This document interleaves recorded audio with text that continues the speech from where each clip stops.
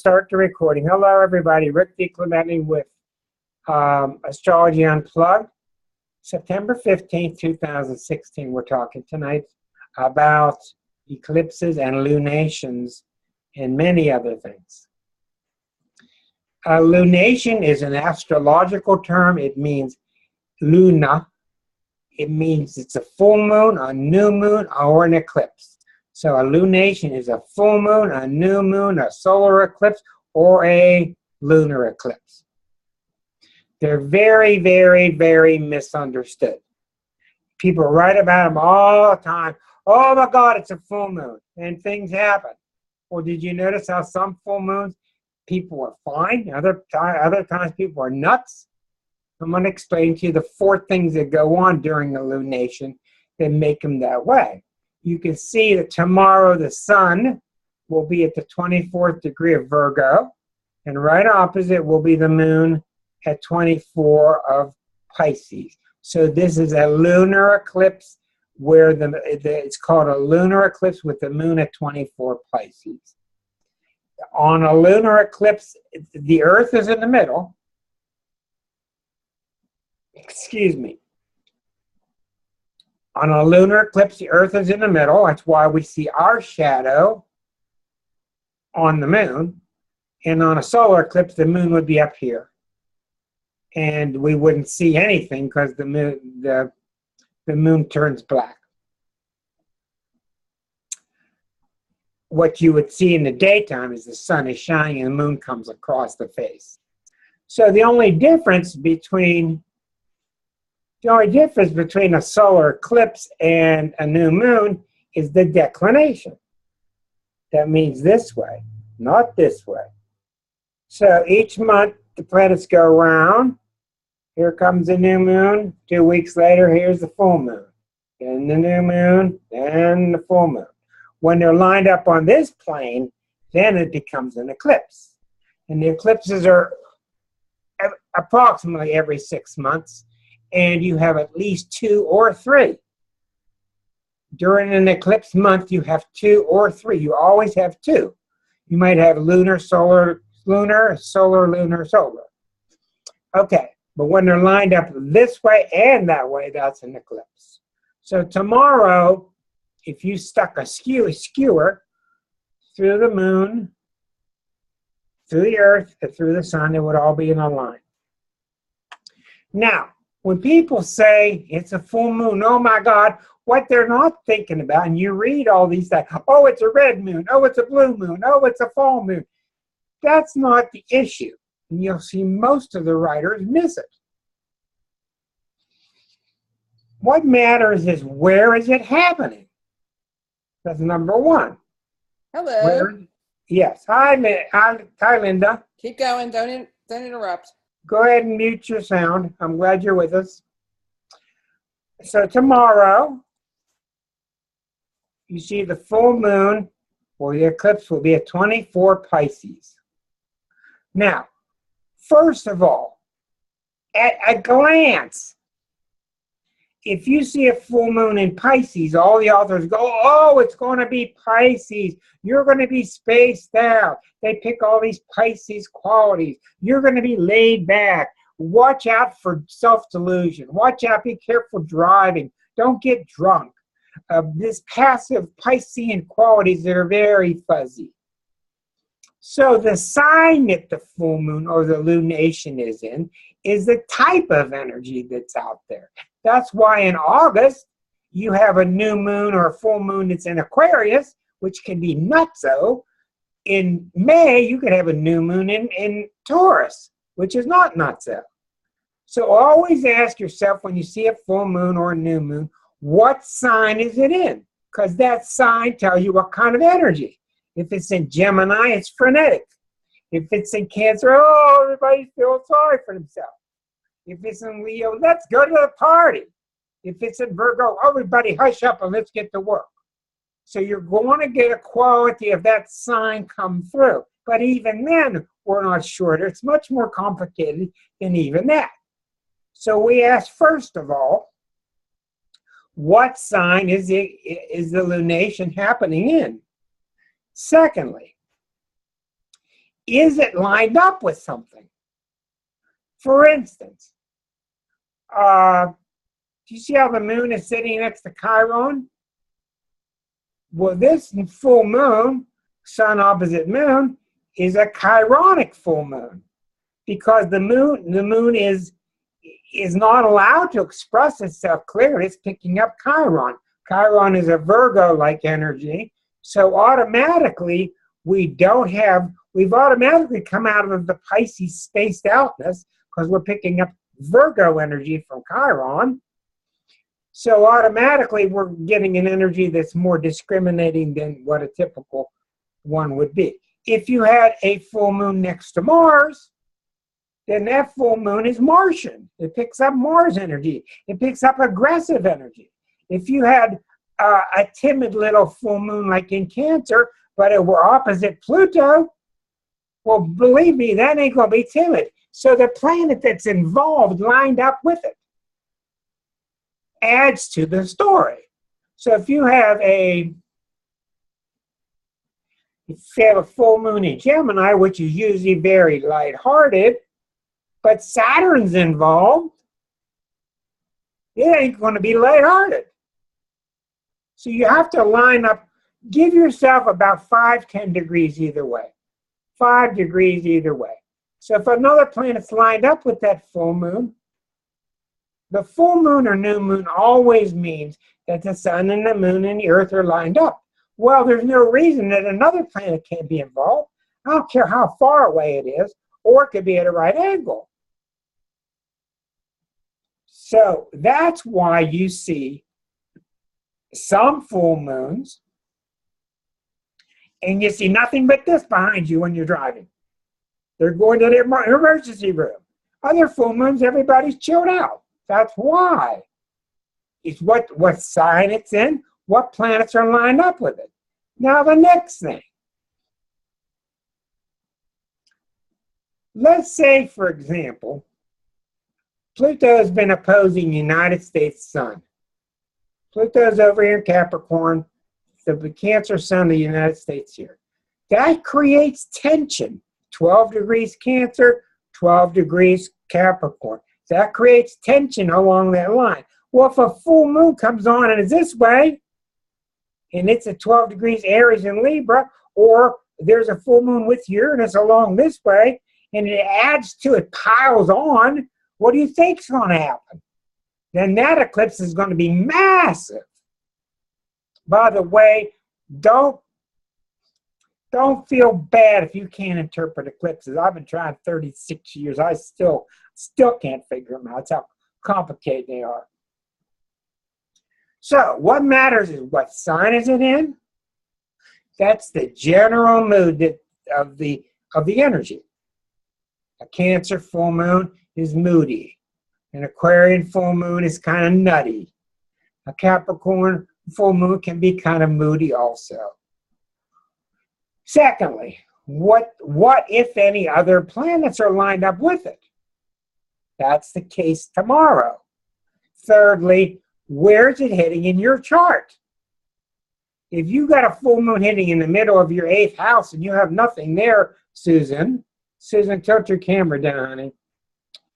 If you've got a full moon in the middle of the desert, not much happens. If you got a full moon hitting right on your ascendant or right on the weak spot of your chart, my God, it'll start affecting you 10 days before, 5 days after. That is your map of eclipses. Eclipses hit 10 days before, and I've learned this, and when I get heavy about stuff, that means I know it because I've tested it.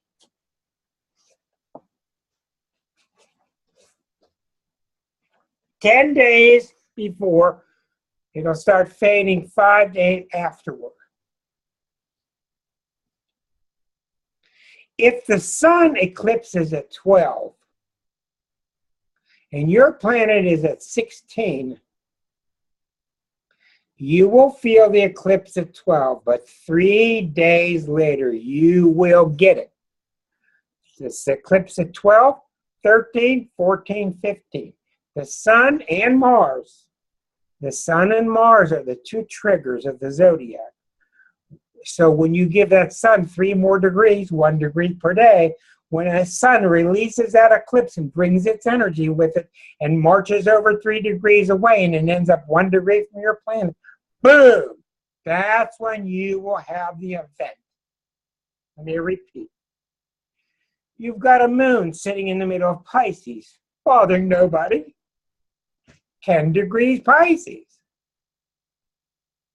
The eclipse becomes at 4 degrees, 4 and 10, that's 6 degrees. 5 days later, we're not watching the moon anymore, we're watching the sun. 5 days later, the promise and the energy that was expressed in that full moon will be delivered to you, to that particular planet, in that particular house in your chart. Is this making some sense to you? Yeah, can I, Rick, Okay, can I good. interject? Good. Who had a question? Yeah, Pat. Yeah, Pat. My son is at 26 Pisces 31. So, and this eclipse is at 24. So Okay. you're So you're going to get it 1 day later. 1 day later? Right. Okay. Now, before you panic and worry about what you're going to get, how can you understand a lunation unless you know what it means? These guys, they're right. These guys and gals are right about full moon, it's a blue moon, it's a harvest moon. I mean, they're jiving you. They know this much about astrology. Let me show you how it works. You have to understand what's going on because what you're going to see tomorrow is a Mars in Sagittarius eclipse. Mars in Sagittarius eclipse. What the hell's that got to do with an eclipse in Pisces? Let me show you why. Hi, John. Hi, Rick. Hi, buddy. I made it. I'm glad you made it. Yeah, I'll be in and out, but Okay, that's your typical style. Do you notice the sun is opposite the moon at 24? So the full moon tomorrow, this is not just a full moon, this is the lunar eclipse, is at 24. But what they're both doing is sending their energy to Mars. You see this black triangle? All of the tension, a full moon is tension. All of the tension between these two energies is sending its energy to Mars. So the critical degree tomorrow is overlapping everything else. It's overriding everything else. Tomorrow's all about 23 Sag. And anywhere you've got 23 Sag in your chart, that part of your chart is going to be energized. Why? Because the fight between the sun and moon is going to generate energy, and this time it's got an outlet. And a Sagittarian outlet is a very good outlet. Mars is a good outlet because it's conducive, it's conductive. So let's try to start. What is a T-square? Sun opposite moon, T-squared to the moon. I'm sorry, sun opposite moon, T-squared to Mars. Because it's shaped like a T. Mars, sun, moon. That's why it's called a T-square.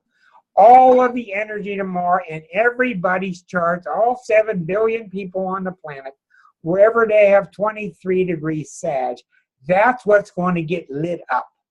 Some people will have aggravation there. Some people will feel good there. It's too early to tell what's going to happen because we're not ready to interpret that yet.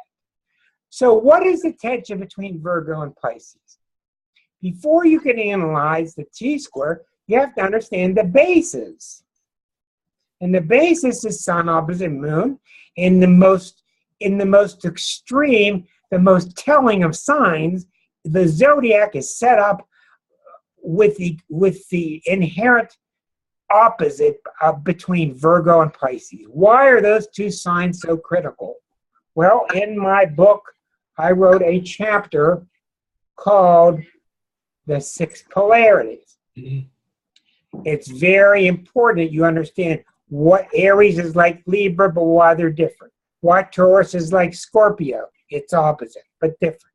Why Gemini is similar to Sag, but different. Well, there's no one more important than Virgo and Pisces. Why? Virgo is about differences and controlling and stopping and fixing. Pisces is about what's the same and just allowing it. Don't allow it, allow it. Let it flow, don't let it flow. stop it and fix it. No, let it be, it's fine. So this area of your life, you got to remember all your life, all the experiences you've ever had, you still have area, you still in your chart have Virgo opposite Pisces somewhere. And that Virgo part of your chart wants to be discriminating. It wants to make rules. It wants to fix things. It wants to manipulate things and control it. Well, the Pisces part of your chart is the opposite. That's the part where you just want to let it go, just let it flow. So what's happening collectively? This is where you have to get out of your mind and start thinking collectively. What's going on in the world that could indicate the Virgo and the Pisces? Because all things Virgoan tomorrow and tonight, because it's forming now, all things Virgoan are coming into opposition with Pisces. Take a look around at the politics, take a look around your family, and let's discuss this. This means the Pisces part of you is the part where you just let it flow, you let it go, you include everybody, you're not discriminating, everything's cool. The Virgo part, no, it's not cool. Let's get in here, fix up. Did you sign up? Get to work.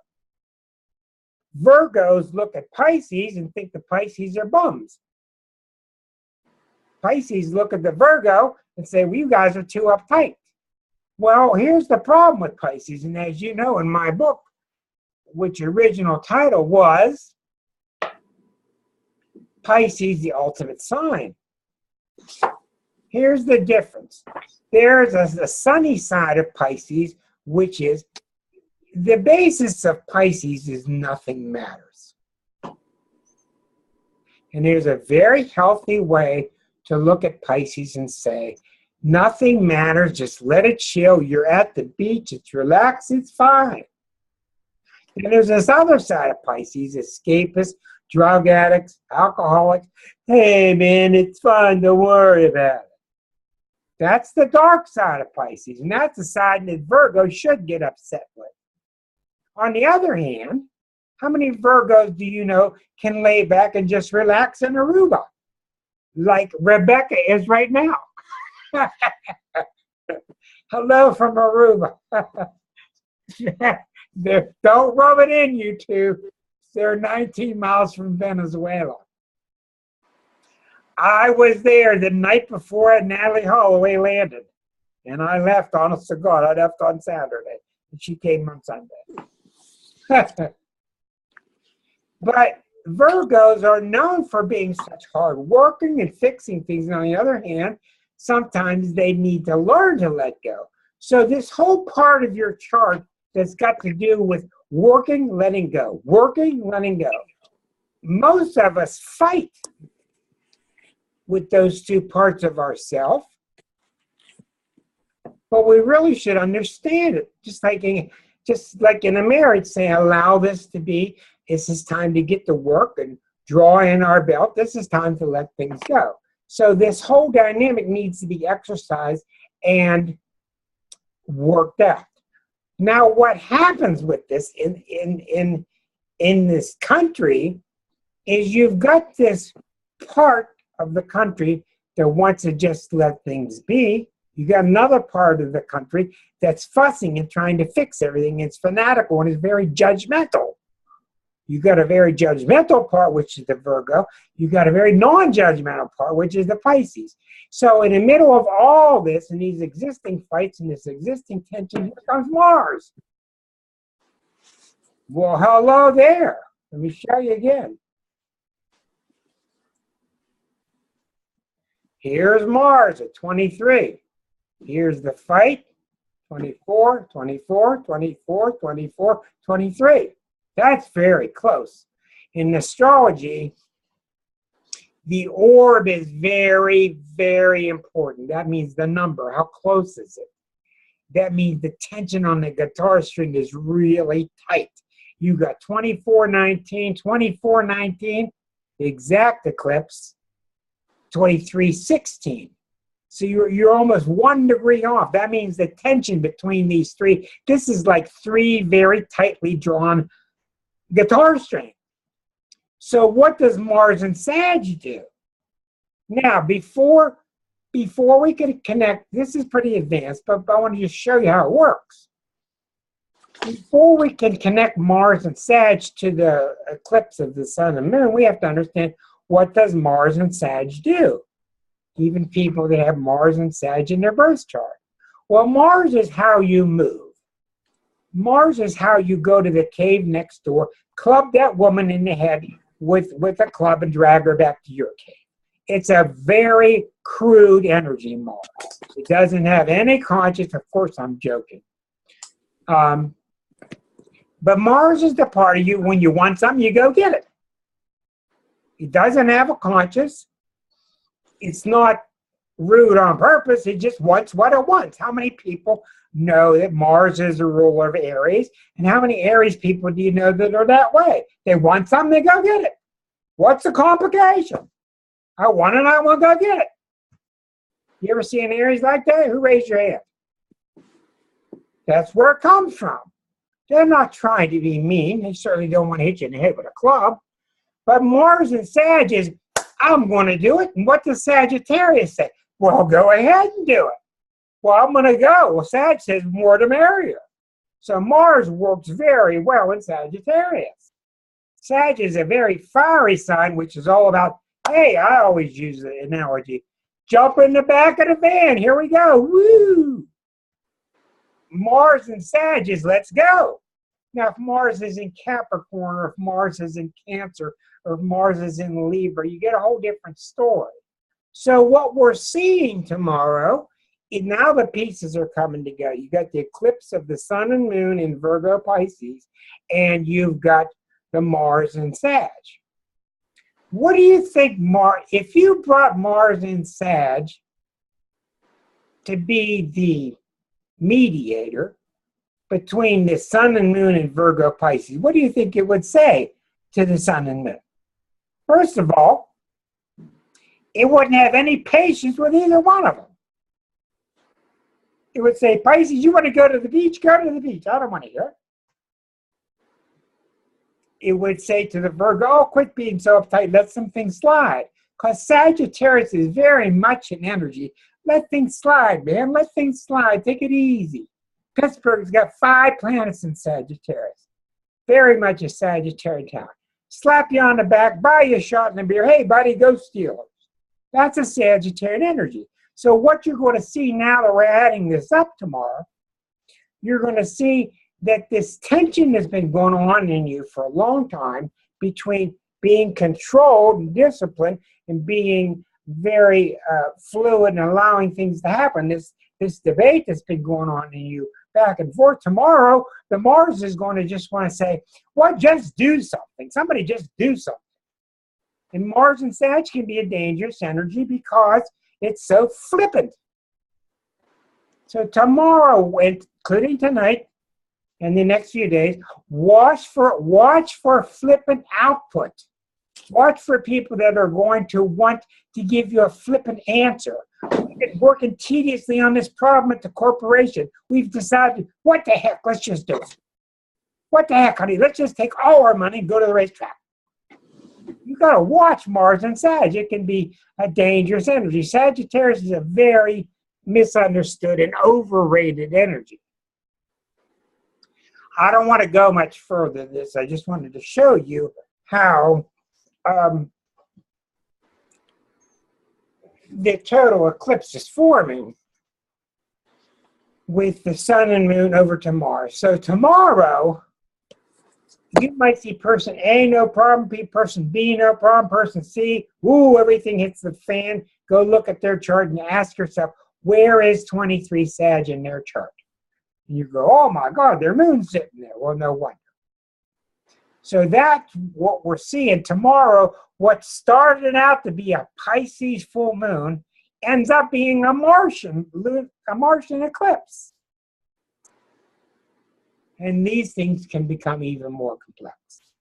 So I'm going to leave this part of the discussion go, but I just wanted to bring this about to show you again, where is the full moon happening? What sign?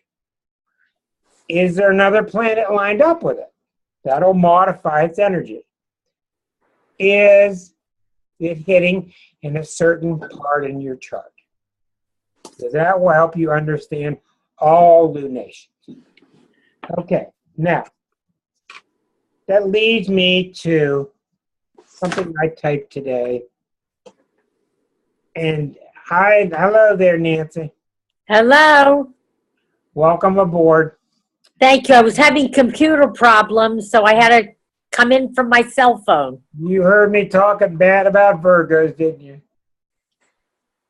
Yes, but I'll criticize you later. Okay. This notion people have that Jupiter is good luck is just ridiculous. And it comes from these books. Oh, Jupiter's hitting you. It's going to be good luck. Way to go. And Saturn's going to hit you, and it's going to be a bummer. That's what these books even today talk about. They're just ridiculous, and here's why they're that way. There is, I will say, after a lot of examination, there is some truth to the fact that Jupiter just does bring you good luck. There's no doubt about it. But it doesn't bring you good luck because of the good luck gods. It brings you good luck because Sagittarians are basically very benefic. People can feel Sagittarians mean well. They're fun people. People like to be with Sagittarians because they're fun. And fun makes things slide by. And I mean, look at all the powerful Sagittarius in Hillary Clinton's chart. You keep wondering why she keeps getting away with stuff and things keep going by. She's got tremendous amount of Sagittarius in her first house, and I think that's part of the reason. And one could say that one of the main reasons is that these people build up a lot of good karma. They have a lot of good meaning. Now I'm going to tell you another thing about Sag. Have you ever seen somebody get away with murder? And I'm not talking about murder with a gun. I'm talking about somebody really screws up and they get away with it, nothing happens to them, and you wonder, like, that just ain't right. How could that happen? I have learned this, and there's no doubt in my mind. You can see this with Bill Clinton. A lot of times people will get punished or won't get punished depending exactly on what they think they deserve. If your boy Rebecca's going nuts down in Aruba, woo! Turn on your microphone and tell me what's going through your mind, girl. What's going on that makes sense for you? They're all unmute you. Okay, Rebecca, you're unmuted. Why did I strike a bell down in Aruba? Well, it's just so funny because one of the things that we've really been working through, and especially this lovely lady here, has been punishment of self. And the clarity that has come through about how the punishment of self, your internal creates your external, and she's a Sagittarius. Uh-huh. Everything that you were saying, that's why as soon as you said punishment of self, I was like, Rick, please talk to her. Right. Well, you know what? When you read A Course in Miracles, which is a very difficult series of books to read, one of the tenets of A Course in Miracles, and it's very true and it's well examined, is that you get what you feel you deserve. And it works so much in a negative way. So many people feel they deserve crap. They really don't deserve crap, but they feel they deserve crap and they end up getting crap. They just do. But it works in reverse, and that's the thing you'll see with people that get away with murder. 2 IRS audits. They feel like they didn't do anything and nothing should happen to them. And that's one of the reasons they get away with it. And you see, you have to understand Jupiter and Sagittarius. What's it like to be a Sagittarian? What's it like to be Jupiterian or Jovian? When I wrote that book, I had to really spend months becoming each sign to understand. And I really have a hard time with Sagittarius because I'm a double Capricorn, and we all have trouble with the sign right before us, all of us. But once I really started to understand what it was like being a Sagittarius, it made sense to me, and I saw where it had to be exactly like it is. Sagittarius is pre-Saturnian. Sag is the sign ruled by Jupiter, and in the old days, you could only see up to Saturn. Saturn was the boss with ice rings around it, and Jupiter ruled all the good stuff, and Saturn was out beyond. The ruler with ice ring kept it all contained. So the Jupiter mindset, the Jupiter archetype, doesn't understand restriction. It doesn't understand stopping. What do you mean stop? Jupiter just wants to go. Like I said, Jupiter is the van that stops at your house. The doors swing open. Woo! Get in the van. We're going. I've learned this, and it's very true.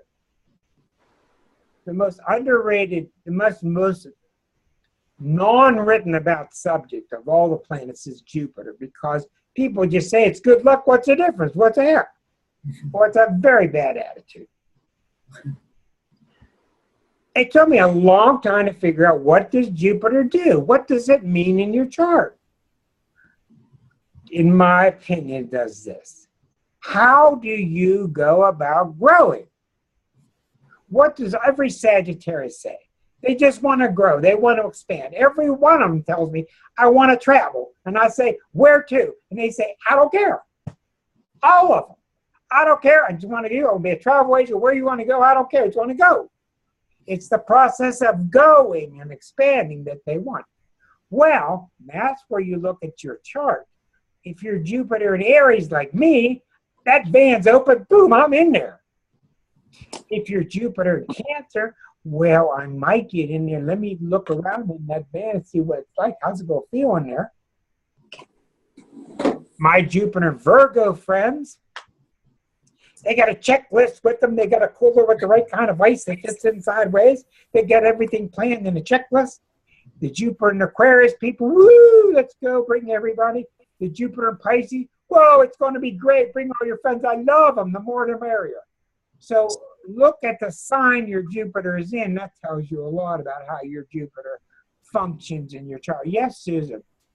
So generationally, Jupiter at some point in the 50s was sitting alongside of Uranus in Cancer. So now what? Oh, remember now, you cannot say generationally because Jupiter is only in a sign for 1 year. Oh, but I mean, all people born in 54, 55, Hold on a minute now. Jupiter is very consistent, 1 year per sign. So you're talking about a sub generation of 1964. Because I'm born in 52, where Jupiter was in Aries. So 3 years later, about 55, when Jupiter went into Leo, you're talking about, or Cancer? Cancer, end of Cancer, 2 degrees apart. Well, what do you think Jupiter is going to do in Cancer? I just talked about that. You did, but if Uranus... The van opens up and you got Jupiter in Cancer, you're not a good example to evaluate because you're Sagittarian. We can't evaluate you. You're not a good example. We need to look at people who are not Sagittarians that were born in 1955. Well, I'm just wondering how the Uranus affects it. If it's that's a whole different story, what Uranus does. That's a completely different story and a different planet. The point is, most people, Susan, that have Jupiter in Cancer, even though Jupiter is exalted in Cancer, most people are going to be cautious. Cancer takes cautious steps. Why? Because it doesn't want to get hurt. Cancer is the sign of the zodiac that wants to make sure it's okay. I make sure I'm okay. I'm Cancer. What's opposite me? Capricorn. I make sure everybody's okay. I make sure I'm okay. I make sure everybody's okay. That's what's in the book.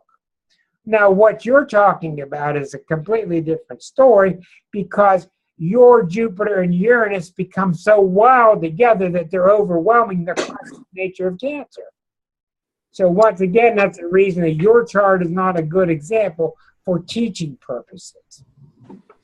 Okay, but you can see how people think that Jupiter's coming. You know what? And I told this somebody the other day. and this is the honest God truth. I'm 64 years old. The most dangerous planet in my life, the most destructive planet, if you add up everything in my life, without a doubt, has been Jupiter. Jupiter has caused more trouble in my life than anything because it's the area of your life where you tend to just go, oh, what the heck?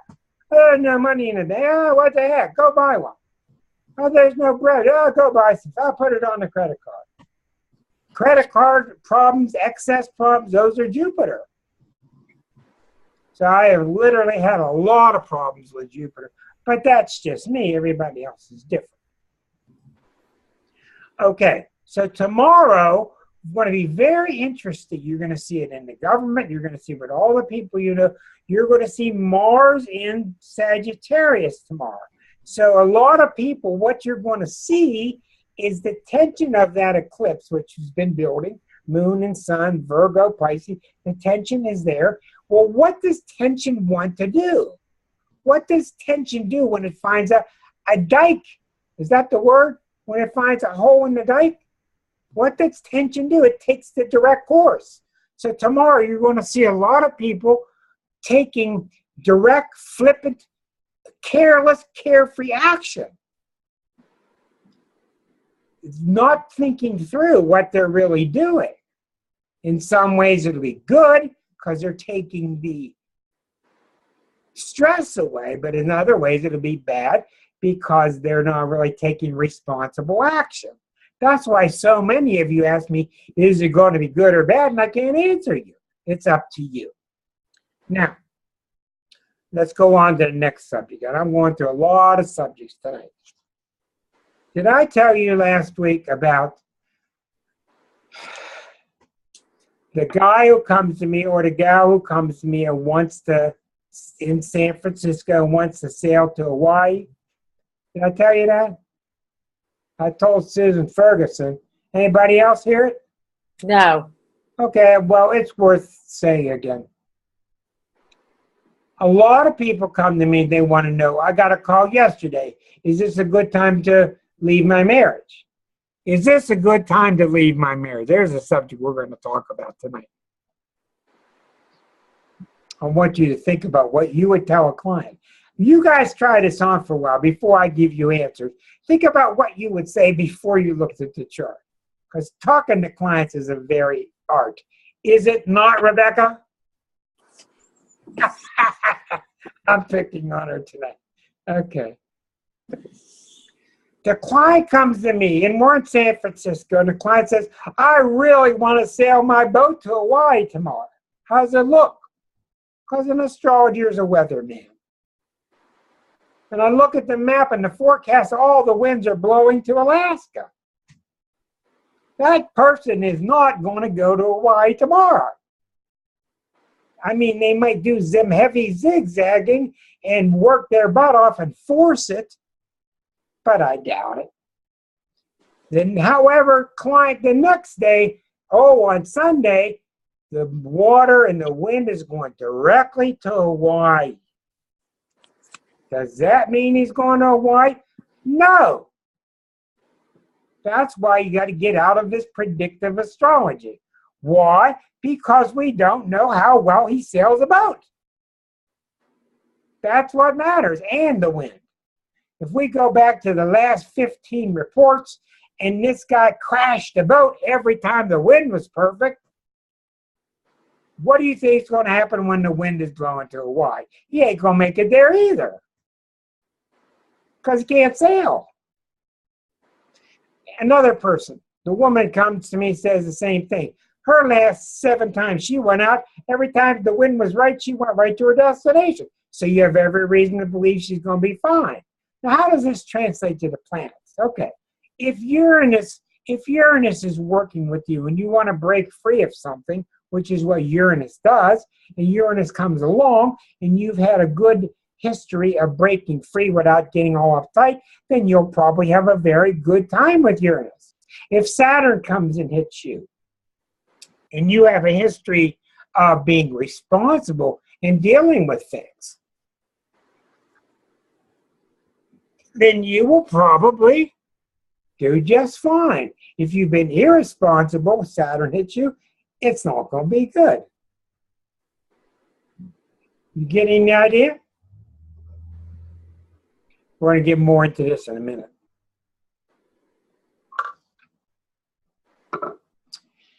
So the lady asked me yesterday, when should I leave my marriage?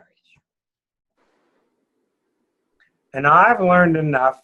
I no longer do what's called electional astrology. I'm not going to criticize anybody that does it, which is picking a date to get married, picking a date to open a store, picking a date to do a C-section. Because I've learned that God is a whole lot smarter than I am. So I told her, you leave the marriage when the spirit moves you. And of course she wants to know, well, how do you know when the spirit moves you?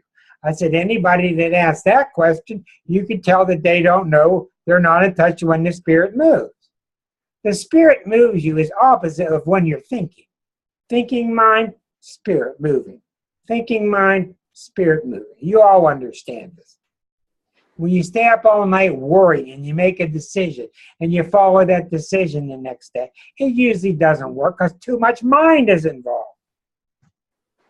You can't figure it out. However, when you're in the flow, what I got to say to you? I said, lady, I certainly would be cautious about going with Mercury retrograde, signing contracts and all that, but I said to her, leave the marriage when you feel like leaving. But I told her, this is where it gets important. If you're leaving the marriage because you're angry and out of resentment, you're going to get a total different response than if you're leaving because you realize it's what's best for everybody involved and there's no animosity. Then you're going to go and you're going to have less blowback. Do you understand? So astrology is just not about the planets. Astrology is about working with the flow. If it's doing anything, it's working with the flow. I wasn't going to get down and talk to her about when she should leave or when she should stay. Don't ever fall in that trap because they'll put you on tape. You'll be at your door with a shotgun. You told my wife to leave me? That's why I tape record everything. Well, sir, if you'd like to watch his audio tape, you tell me when I told her to leave because I don't want a shotgun at my door.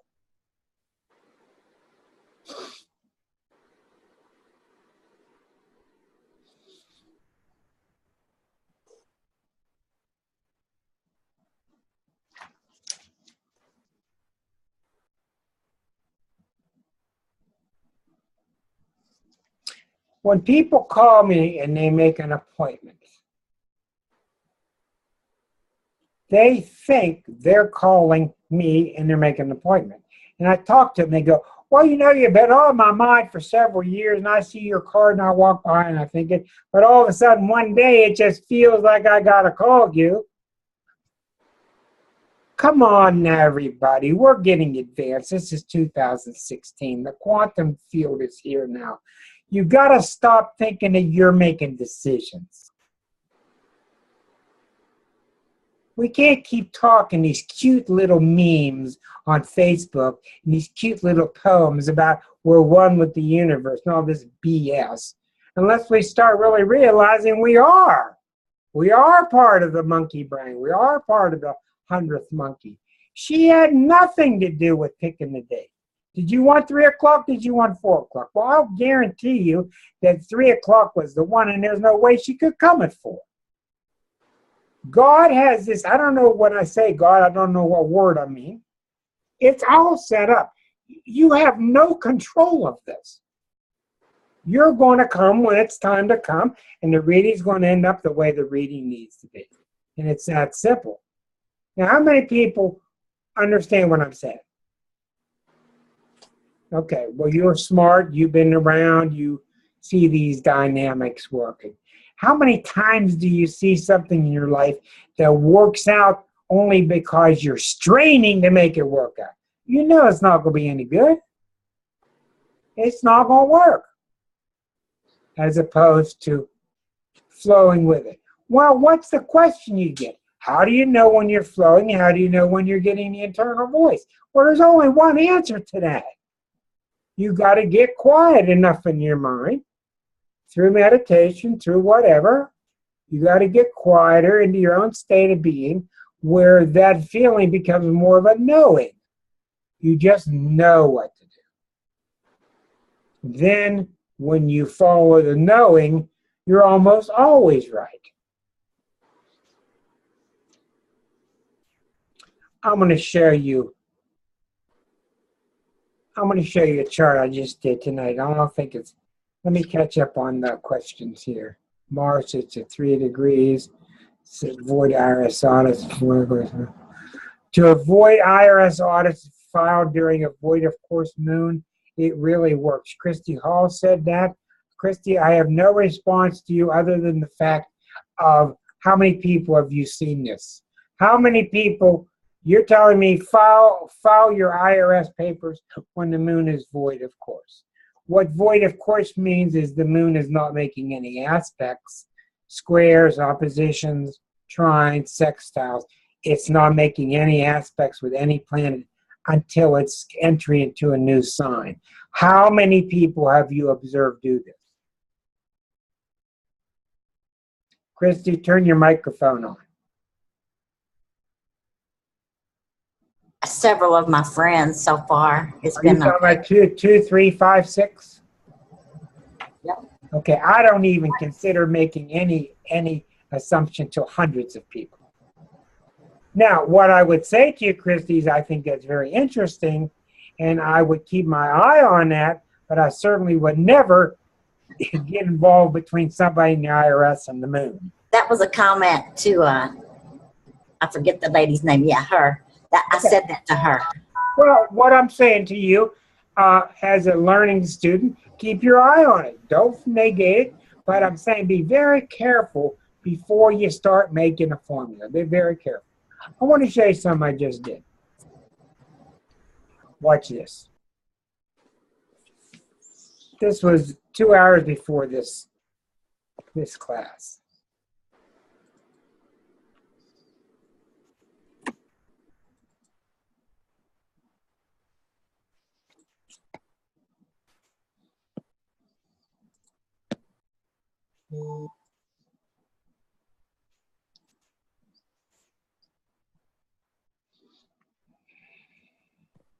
No, I'm not going to do it because I changed my mind, because the person might end up finding out that it's on YouTube and it could be embarrassing. So I must keep my cool.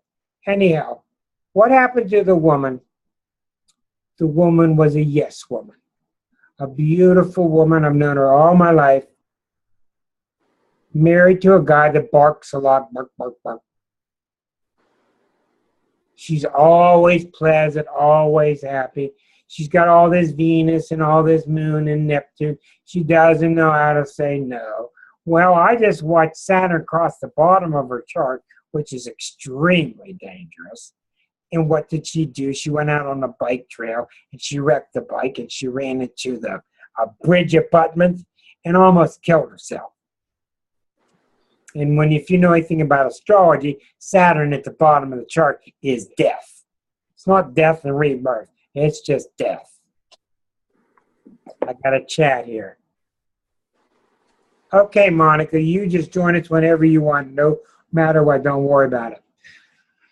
So, why did the woman almost die? Why did she not die? Why did I hear about it? Very important things. Okay, the reason you almost die, this is my new book I'm working on, is because you've been killing yourself for a long time. I don't mean with a knife. I mean you've not been allowing yourself to be.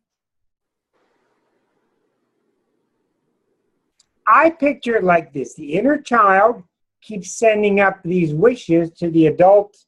Picture your head with a committee around it of adults Boy, I'd like to go to the playground and play. Boy, I'd like to go to Aruba and play. Boy, I'd like to try to get that job. What do you think? And you send up these requests, and the committee in your brain, which you're totally in control of, only you don't know it, the committee oftentimes says, no, you can't do that. No, where'd you get a crazy idea like that? Get back to work.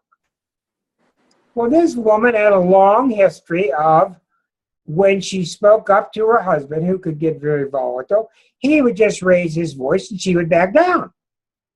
Over and over and over. 40 years of marriage, this has been going on and on. So when she told me about her wreck, her bicycle wreck, and she almost killed herself, what I did is, of course, I felt bad about the wreck, and I'm glad she's doing better, but I interviewed her about the week before. What happened the week before the wreck? What had happened? She had gotten fed up. She kept becoming closer and closer and closer and closer to objecting and saying things to him, and she didn't want to go through the fight. Didn't want to go through the fight. Well, sometimes you better go through the fight to avoid the death. And it doesn't have to be ram, bam, bang, loud clashing pans. But at the very last minute, she repressed herself. And she told me, as she was going around a sharp right turn, and she failed to make the turn, she said she was aware that she allowed the wreck to happen. There was that split second when she knew she could have avoided that bridge, but she allowed the wreck to happen. That is the saboteur. Hello, Melissa McMaster. Been a long time. Why is that? Well, if you read David Hawkins' books on consciousness, and David Hawkins recently left us at age 83, David Hawkins was a fine psychiatrist in New York City for 50 years. He said that most of his clients have a myriad of death wishes. When you say, oh, F me, oh, I could be so stupid, oh, I should be blah, blah, blah. When you say those things about yourself, something's listening to you. And I hate using that word. The universe is listening to you. But that woman that was going around that circle and could have saved herself that wreck was in between saving herself and dying. This woman came close to getting killed on a bicycle. And it's because she has died so many times. She's died so many times by pushing down her will, subjugating her will. And what was it in the chart? She had too much Pisces, she had too much Cancer, she had too much of this old theory, which is dying, by the way. If I'm going to be spiritual, I got to be nice. If I'm going to be spiritual, I can't raise a fuss. If I'm going to be spiritual, I can't say no. This is dying everywhere. How many people see it? How many people see it? They're all around you. Churches are freaking out about it. And why? Because people don't want to follow what's chiseled in some tablet anymore. People don't want to follow, I'm going to go kill somebody, but I don't need to be told all these rules. My nature by itself knows what to do. And I will treat you fine as is. So we're seeing this huge revolution going on with consciousness now that's following along in that vein. Do you understand? Okay, let me see what else I have on my notes. Okay, I want to go through this quickly and leave some time for questions. The original topic I started up this week was to tell you, how do you deal with Pluto? How do you deal with Neptune? How do you deal with Uranus? Okay, I've simplified these things. I've written about these things for years, and I'm going to make it sound as simple as I can. It breaks my heart that I can't do all of your charts for you here, because you all really need that done. That's what makes a class really go, is when your chart comes to life, but I can't do it. I emphasize that you get your own chart done, and I can't even advertise that many good astrologers because I just don't know that many good. When Pluto is on you, this is when people say, well, what's gotten into Mona? What's come over Pat lately? Well, what's gotten into Susan? That's when we say these things. Pluto's very, very simple. Things get very dark. You have the dark night of the soul. You become distant. People wonder what's going on with you. You might even be said to become a little meaner. But what's happened is you've had it. And I'm not talking about I've had it like Uranus. Uranus is a different kind of fed up. Pluto is I can no longer go through life making excuses for myself. I've got to get some balls and some courage and go. So what happens with Pluto? What happens is very simple. When Pluto comes by you and you're not taking ownership like the United States is still in stage 1 of denial, Pluto starts to cut off your support systems. Mom ain't there for money. Other countries aren't there to lend you money. The bank is closed. Your buddies aren't around. You can't find these books. You can't find these records. You start to lose your support systems. Why? Well, Pluto's not, I'm going to be real mean tonight, and I'm going to go after Suzanne Bishop, and I'm going to cut off her connection to all these people around her, etc. Not how the planets work. The Pluto inside her causes it to happen. What's that mean? Why would the Pluto inside me purposely cut me off from my connections, my support systems? The reason it does it is because it knows that you can handle it without it. If you're handling Pluto properly, it will not cut off your support system. But if you're shying and you're using somebody and using their strength and leaning on them and vampiring off of them and not using your courage, your own Pluto will cut you off from your support systems because it knows it's trying to show you that, yeah, you do have the courage if you just try. That's how you deal with Pluto. Simple. There are deep mysteries to it. There are other exceptions to it, but that's mainly it. That's what I mean about up to here. And in almost every case, including 2 people today, the way they started on the upswing with their Pluto transit is they started to clean their basement. In almost every case. I've had it. How many times you go down the basement and you finally go down the basement once and you go, I just can't stand it anymore. I got to get all this junk out, and you open up those doors and you get the stuff and you start shoveling out and you have truckloads of junk. That is the most awesome, beneficial thing you can do, and that is exactly what the United States is not doing because we're still doing this. Well, make the Mexicans build the damn wall. It ain't my fault. The black people did it. Must have been the Republicans. Blah, blah, blah, blah. That's how you deal with Pluto. Now, before I move on, anybody here having gone through Pluto, going through Pluto, know somebody where this kind of applies to you? I know, Elke, you've had this in your personal life. I'm sure you can see this clearly. Susan Ferguson, did you want to say something about it? Turn your mic on. There you are. Go ahead. I have it in my transit in my 4th house opposite my moon, so I know exactly what you're talking about. Yeah, but the good thing about it is once you start to work, once you start cleaning up, what matters is intention. Here's the prayer you need.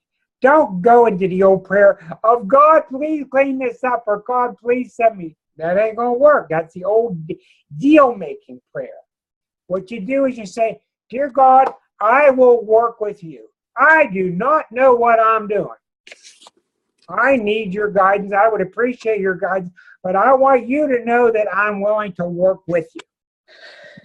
And I will appreciate any guidance you give me. Oh, man, out of nowhere, all kind of things Books will come, money will come, friends will come, people help you move, all that stuff, etc. So that's how you deal with Pluto. Any questions about Pluto? All right, Neptune. When you know the hardest one there is. The hardest one. I've got a guy, you may not know this. I have people on retainer. Some people have the right type of lifestyle. They pay me for the year, and I give them readings throughout the year, and they have questions every month or two. They come to me, and it works out well for them. And I have a man on retainer I've had for a while. He's a big businessman. He just came into a major Neptune time, and I said, I will not work with you for 1 year. I won't do it. Neptune is so weird. It is so difficult to work with that I said, I don't want to involve. Neptune means you need to get in touch with your spirit. This is your spiritual crisis. You deal with it, and I'll see you on the other side. So what does he do all year? He does perfect. He does his cards. He does his meditation. He's turning from a businessman into a spiritual businessman. He's doing great. I call him. He doesn't need me. That's what I want. I want you to not need me. That means you're sailing. He's doing beautifully because he's listening to his spirit. He's following from inside. That's what Neptune does. So if you're having a Neptune crisis, and the common occurrence is you lose your money, you lose your house, you're losing all this stuff, you're losing your mind. If you've ever been to a Neptune transit, you have all these weird illnesses nobody can classify. Then all I can say to you is you better get straight with your own God inside you, whatever that means. And you could picture it like this. This is exactly, we're talking the opposite now. This is exactly what is killing the Republican Party, Neptune. Why? Because here's Neptune back in 1860 or whatever they started. Neptune has gone all the way around the circle, and Neptune's almost back, almost a complete circuit. It's got 3 more years. And as the Neptune returns, what does Neptune do? God strips you naked and you stand in front of him. I'm using these terms. You stand in front of God naked. Not to be judged. That's Old Testament crap. You stand in front of him or her naked as what you are. And this is why the Republicans years ago started to realize they had no platform at all. What are they even doing? Smoke and mirror, smoke and mirror, smoke and mirror. It will not work, and they've ended up with Trump.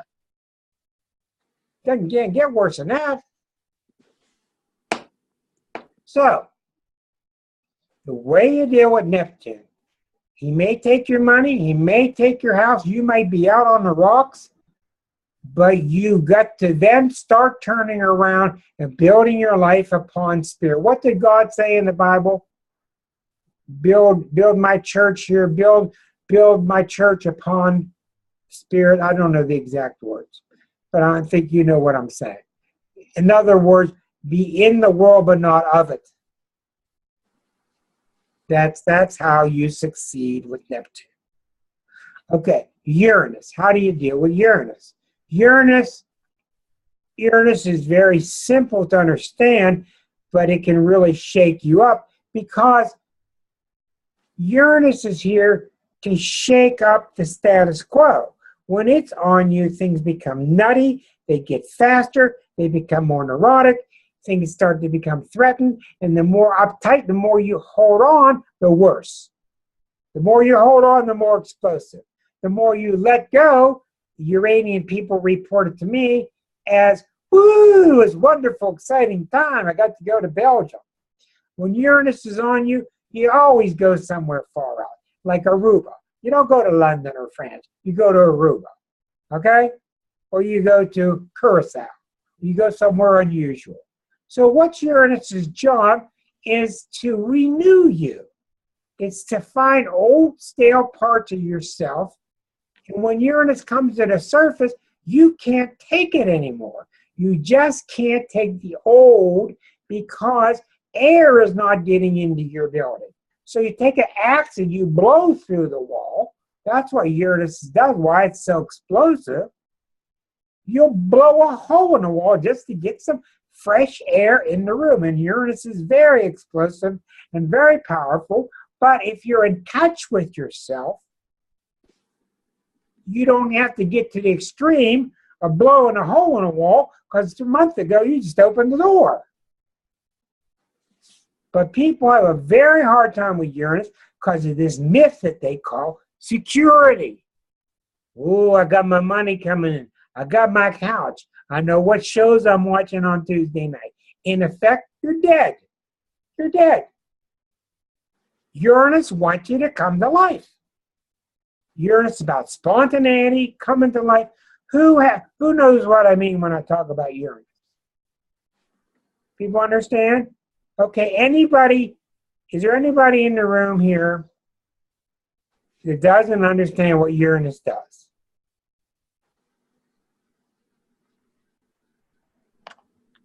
Texted to say, I love you. That is big. Your mom just texted to say that she loves me or she loves you. She texted you. That's wonderful. That's wonderful.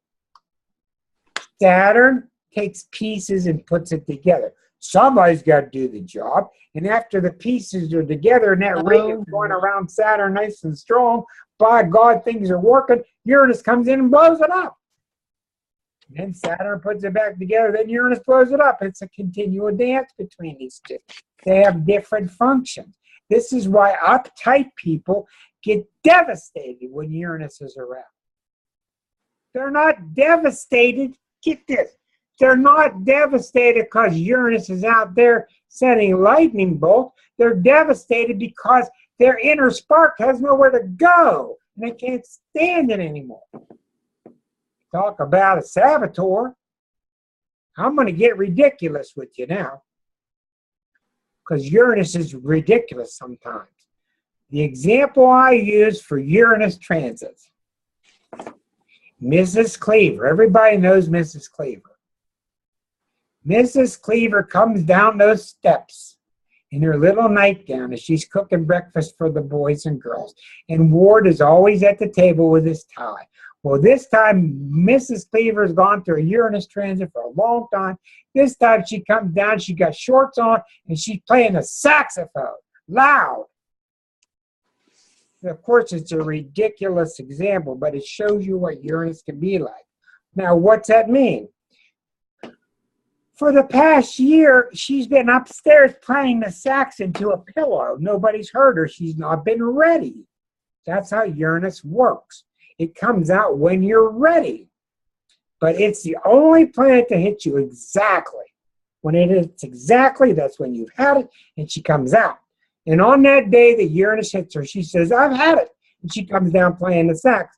And it seems kind of crazy. It seems kind of far off. But to her, it's really not, because it's really what she's really like, you see.